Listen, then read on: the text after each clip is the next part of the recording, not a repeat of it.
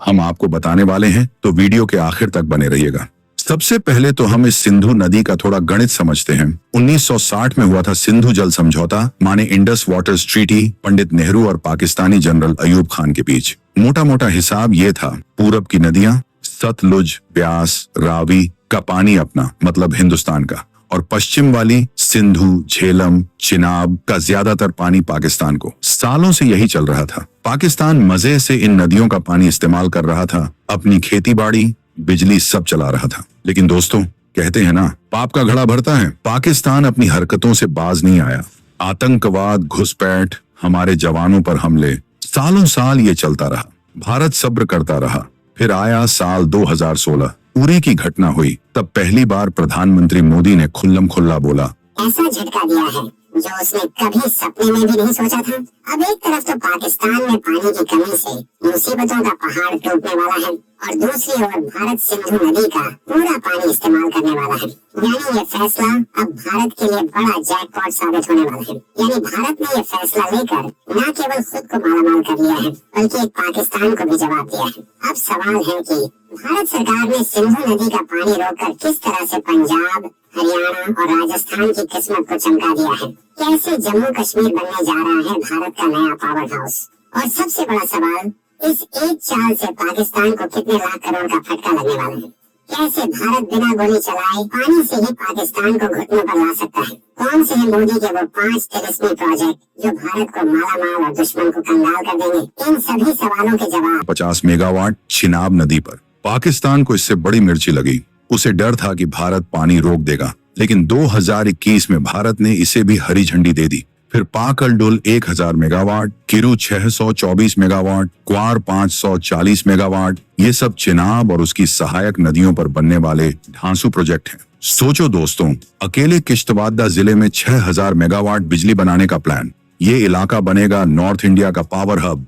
जनवरी 2023 में भारत ने पाकिस्तान को सीधा नोटिस थमा दिया। बोला, जमाना बदल गया है, आबादी बढ़ गई, मौसम बदल रहा है और तुम आतंकवाद बंद नहीं कर रहे हैं। अब इस संधि को बदलना पड़ेगा। खासकर जिस तरह पाकिस्तान बार बार इंटरनेशनल कोर्ट भाग जाता था, उस पर भारत ने कड़ी आपत्ति जताई। और फिर अप्रैल 2025, इस घटना के बाद भारत ने वो एक्शन लिया जो पाकिस्तान ने कभी सोचा तक नहीं था। भारत ने cabinet committee on security CCS में वो फैसला लिया जिसका सबको इंतजार था। सिंधु जल संधि सस्पेंड, अस्थायी रूप से निरस्त। विदेश सचिव ने साफ कहा, जब तक पाकिस्तान आतंक का साथ देना बंद नहीं करता, ये संधि ठंडे बस्ते में।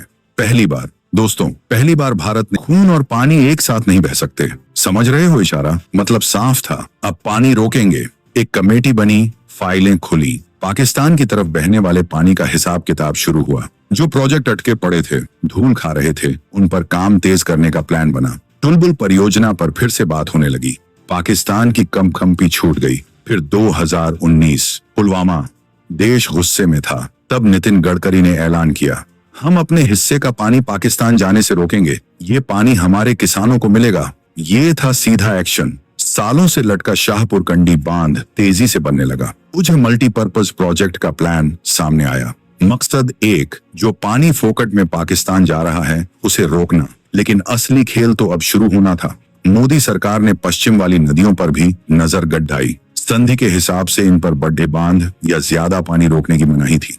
लेकिन भारत ने अपना हिक जताना शुरू किया। किशन गंगा प्रोजेक्ट 2018 में चालू हुआ। पाकिस्तान चिल्लाता रहा, इंटरनेशनल कोर्ट गया, पर भारत ने प्रोजेक्ट पूरा करके दिखाया। इसे कहते हैं दम। फिर आया रतले प्रोजेक्ट, 800 ने फॉर्मली इस संधि को रोका है। ये दिखाता है कि अब पानी सिर्फ पानी नहीं, भारत के हाथ में एक स्ट्रेटेजिक हथियार है। दुश्मन को उसकी भाषा में जवाब। अब भारत पश्चिमी नदियों पर भी अपनी मर्जी से बड्ढे बांध बना सकता है, पानी स्टोर कर सकता है। वो सारी पुरानी बंदिशें गई तेल लेने। इसे कहते हैं बाप की एंट्री। अब सुनो असली माल की बात। भारत को इससे फायदा क्या होगा? कैसे हम होंगे मालामाल? पहला बड़ा फायदा, बिजली। वो जो 5 बड़े प्रोजेक्ट्स बताए ना, किशन गंगा 330 मेगावाट, रतले 850 मेगावाट, पाकल डुल 1000 मेगावाट, किरू 624 मेगावाट, क्वार 540 मेगावाट, ये सब मिलकर लगभग 3344 मेगावाट बिजली पैदा करेंगे। सालाना करीब 12,326,000,000 यूनिट। अगर 4 रुपये प्रति यूनिट का भाव भी लगाएं तो साल का लगभग 5000 करोड़ रुपए का सीधा फायदा। और ये तो बस इन 5 का हिसाब है। पुराने प्रोजेक्ट्स जैसे बगलिहार 900 मेगावाट और सलाल 690 मेगावाट तो चल ही रहे हैं। अब सबसे बड़ा गेम चेंजर सुनो, बोरसर प्रोजेक्ट चिनाब पर लगभग 800 मेगावाट बिजली और साथ में 0.5 मिलियन 1 फीट MIF पानी स्टोर करने की भयंकर कैपेसिटी संधि की वजह से ये अटका था। अब इस पर तेजी से काम होगा। इससे न सिर्फ बिजली मिलेगी बल्कि जम्मू कश्मीर में करीब 45,000 हेक्टेयर सूखी जमीन पर पहली बार नहरों से सिंचाई होगी। चिनाब का पानी सीधा खेतों में। सोचो दोस्तों, क्या तिलिस्मी बदलाव होगा। अब आते हैं पंजाब को करीब 5,000 हेक्टेयर ज्यादा जमीन पर सिंचाई मिलेगी। गुरदासपुर, अमृतसर जैसे बॉर्डर जिलों के किसानों को पानी की कमी नहीं होगी। सालाना 50-60 करोड़ रुपए की एक्स्ट्रा फसल धान गेहूं के अलावा दूसरी फसलें भी उगा पाएंगे। हरियाणा की पानी की सिक्योरिटी और बढ़ेगी। सतलुज ब्यास सिस्टम से और पानी मिल सकता है।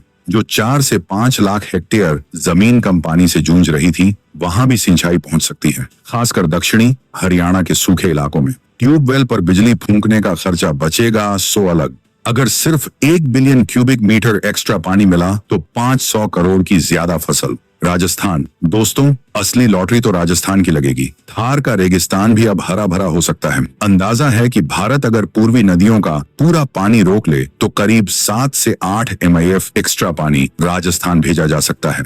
इतने पानी से 2 से 3 लाख हेक्टेयर नई जमीन पर खेती हो सकती है। इंदिरा गांधी राज्यों पर किसकी किस्मत चमकेगी। जम्मू कश्मीर और लद्दाख, ये तो सीधे पावर हाउस बनेंगे, बिजली बेचकर पैसा कमाएंगे। और जो 7 लाख एकड़ जमीन संधि की वजह से बिना सिंचाई के पड़ी थी, अब उस पर खेती होगी। उज्ज प्रोजेक्ट से कठुआ सांबा में 28,000 हेक्टेयर, शाहपुरकंडी नहरों से जम्मू में 32,000 हेक्टेयर, बुरसर से किश्तवाड़ डोडा में 45,000 हेक्टेयर, कुल मिलाकर करीब 2.8 लाख हेक्टेयर नई जमीन पर फसल लहलहाएगी। सालाना 8 से 10 लाख टन अनाज या फल सब्जी ज्यादा। केसर, सेब, सब्जियां सब बम पर, सीधा करोड़ का फायदा। लद्दाख में भी सिंधु के पानी से छोटे प्रोजेक्ट्स और सिंचाई का रास्ता खुलेगा। पंजाब, शाहपुरकंडी बांध पूरा होने से रावी का जो पानी पाकिस्तान जा रहा था, वो रुकती नहर परियोजना IJNP जो पानी की कमी से जूझ रही थी, उसे फुल कैपेसिटी पर चलाया जा सकेगा। गंगानगर से जैसलमेर तक जहां एक फसल होती थी, वहां 2 फसलें होंगी। सालाना 1,000 करोड़ रुपए से ज्यादा की एक्स्ट्रा पैदावार। रेगिस्तान में खेती, सोचो, ये है मोदी सरकार का मास्टर स्ट्रोक। तो देखा दोस्तों, भारत के लिए ये फैसला कैसे सोने की मुर्गी साबित हो सकता है। अपने किसानों की जेबें गरम, देश को बिजली और दुश्मन पर दबाव। अब जरा सिक्के का दूसरा पहलू देखो, पाकिस्तान का क्या होगा। भाई साहब, उधर तो मातम पसर गया होगा, उनकी तो पिंडलियां धूज रही होंगी। पानी का भयंकर संकट। पाकिस्तान की 80% खेती सिंधु सिस्टम पर टिकी है, करीब 1 करोड़ 6 लाख हेक्टेयर जमीन। अगर भारत ने पानी रोका या कम किया तो पंजाब और सिंध प्रांत प्यासे मरेंगे, नहरें सूख जाएंगी, लाखों हेक्टेयर जमीन बंजर हो सकती है। गेहूं, चावल, कपास की फसलें तबाह। करोड़ों लोगों के सामने खाने का संकट खड़ा हो जाएगा। पीने के पानी की किल्लत अलग। कराची, लाहौर जैसे बड़े शहर पानी को तरसेंगे। वो पहले ही पानी की कमी वाले देशों में हैं, अब तो हालत और पतली होगी। बिजली गुल, अंधेरा कायम। पाकिस्तान अपनी 25 से 30% बिजली पानी से बनाता है। तरबेला और मंगला जैसे बड़े बांध भारत से आने वाले पानी पर निर्भर है। पानी कम हुआ तो ये बांध भरेंगे नहीं, टरबाइन चलेंगे नहीं। नतीजा, देशव्यापी पावर कट, उद्योग ठप, घर अंधेरे में। पहले से खस्ता हाल इकोनॉमी पर और बोझ, महंगा तेल खरीदकर बिजली बनानी पड़ेगी। विदेशी मुद्रा भंडार खाली होगा, इकोनॉमी का भट्टा बैठ जाएगा। खेती पाकिस्तान की GDP का लगभग 1/4 हिस्सा है। पानी नहीं तो खेती नहीं, खेती नहीं तो GDP धड़धाम। किसानों की कमाई गिरेगी, बेरोजगारी बढ़ेगी, लोग शहरों की तरफ भागेंगे। कपड़ा उद्योग जो कपास पर चलता है वो बर्बाद। चावल का एक्सपोर्ट ठप, रुपया और गिरेगा। अंदरूनी सियासत गर्म होगी, प्रांत आपस में पानी के लिए लड़ेंगे। लाखों करोड़ों रुपए का नुकसान अंदाजा लगाना मुश्किल है, लेकिन एक्सपर्ट्स मानते हैं कि अगर पानी का फ्लो लंबे समय तक कम रहा तो पाकिस्तान को हर साल हजारों करोड़ नहीं बल्कि लाखों करोड़ों रुपए का नुकसान झेलना पड़ सकता है। खेती, इंडस्ट्री, एक्सपोर्ट सब मिलाकर एक भयंकर आर्थिक बवंडर आ सकता है। मतलब साफ है दोस्तों, पाकिस्तान ने जो बोया वही काट रहा है। आतंकवाद पालने की कीमत अब पानी से चुकानी पड़ेगी। भारत ने दिखा दिया है कि वो अपने हितों के लिए किसी भी हद तक जा सकता है। तो दोस्तों, ये है पूरा खेल। सिंधु संधि सस्पेंड करके भारत ने एक तीर से कई निशाने साधे हैं। अपने लोगों को पानी और बिजली, अपनी इकोनॉमी को बूस्ट और दुश्मन पर ऐसा दबाव कि उसकी रूह कांप जाए। ये दिखाता है नया भारत जो सहायता नहीं जवाब देता है। हाँ, ये सच है कि सारे बांध बनने में टाइम लगेगा, पूरा पानी कल से नहीं रुक जाएगा, लेकिन भारत ने इरादा जता दिया है। संदेश साफ है, सुधर जाओ वरना प्यासे मरोगे। पाकिस्तान अब या तो बातचीत की टेबल पर आएगा, गिड़गिड़ाएगा या फिर अपनी बर्बादी देखेगा। नेहरू ने जो किया वो उस वक्त की जरूरत होगी, लेकिन मोदी ने आज के भारत की जरूरत के हिसाब से फैसला लिया है। ये है असली स्ट्रेटेजिक मूव। बिना एक गोली चलाए दुश्मन को उसकी औकात दिखाना। अपने HQ का एक एक कतरा पानी अब भारत के खेतों और घरों को रोशन करेगा।